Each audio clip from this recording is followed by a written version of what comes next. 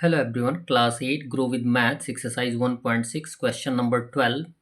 A cord of length 71 whole 1 by 2 meter has been cut into 26 pieces of equal length. बोला ये जा रहा है कि एक कॉर्ड है जिसकी लंबाई 71 होल 1 बाई 2 मीटर है। क्लियर है। और बताया जा रहा है कि ये जितनी भी लंबाई का है उसको 26 इक्वल पीसेज में बांटा गया है। यानी यदि उसको 26 पीसेज में काटा गया है तो एक पीस का यानी प्रत्येक पीस का जो लेंथ है इक्वल है यानी बराबर है। What is the length of each piece, तो आपको बताना है कि प्रत्येक पीस का लेंथ कितना है। सॉल्यूशन में लिखेंगे a cord of length 71 whole 1 by 2 meter divided 26 pieces, so the length of each piece equal हो जाएगा 71 whole 1 by 2 meter divided by 26। Divide कर देंगे तो आप ये जानते ही हैं कि जबकि आपको ज़्यादा का दिया गया होता है, एक का फाइंड आउट करना होता है, तो आप क्या करते हैं, डिवाइड करते हैं। सेम कंडीशन है। 71 होल 1 बाई 2 को इम्प्रॉपर में कन्वर्ट कर देंगे तो 143 बाई 2 डिवाइडेड बाई हो जाएगा 26।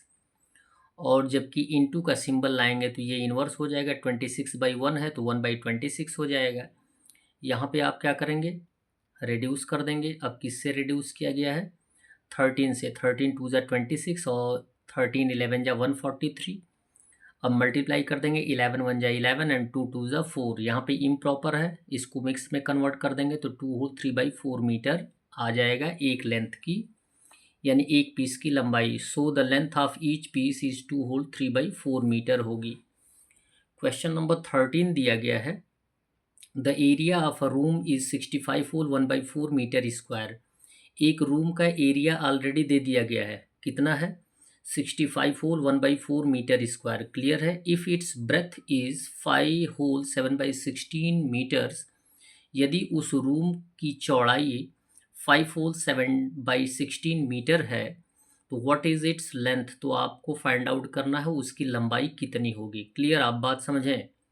एरिया दे दिया गया है और ब्रेथ दिया गया है, लेंथ फाइंड आउट करना है। इट मीन्स आपको ये पता है कि वह रूम कैसा है, रेक्टेंगुलर है।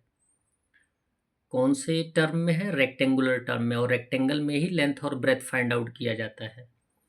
तो अब जो भी एरिया फाइंड आउट किया जाता है रेक्टेंगल के टर्म में, वही फार्मूला यहाँ यूज़ किया जाएगा। तो लिखेंगे सॉल्यूशन में area of the room equal है 65 whole 1 by 4 metre square. Improper में कन्वर्ट कर देंगे 261 बाई 4 मीटर स्क्वायर आएगा। Breadth of the room 5 whole 7 by 16 meter, improper में कन्वर्ट कर देंगे 87 बाई 16 मीटर। लेंथ आपको फाइंड आउट करना है, जिसको x मान लेंगे या लेंथ ही मान लेंगे, कोई परेशानी नहीं है। लिखेंगे so area of the room equal हो जाएगा L इंटू बी। कभी भी रेक्टेंगल के रेक्टेंगुलर फिगर जो होता है उसका एरिया फाइंड आउट करने के लिए हम फॉर्मूला जो यूज़ करते हैं वो है यही है L इंटू बी। जबकि हमें L का वैल्यू फाइंड आउट करना है तो मोस्टली हमें जिस टर्म का वैल्यू फाइंड आउट करना होता है उसको हम लेफ़्ट साइड ला के रख देते हैं। तो इसको और करके लिख देंगे L into b equal area. Area of the room भी लिख सकते हैं।